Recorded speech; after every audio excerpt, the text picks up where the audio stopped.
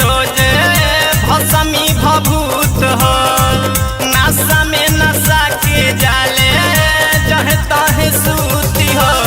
बारिश से सावन पावन रोजे पत्थरे पभिजले। बारिश से सावन पावन रोजे पत्थरे पभिजले। और भंगिया हिरे माई, और भंगिया हिरे माई हई गंजवा धक धक खींचले। और भंगिया हिरे माई हई गंजवा धक धक खींचले।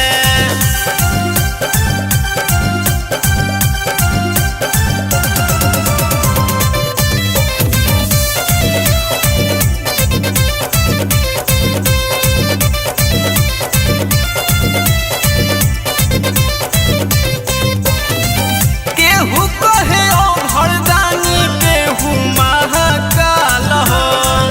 रात दिन कोइले रहुए आँख लाले लाल हो। केहू कहे ओ भरदानी केहू महाकाल हो। रात दिन कोइले रहुए आँख लाले लाल हो। हलचल रविंदर भाई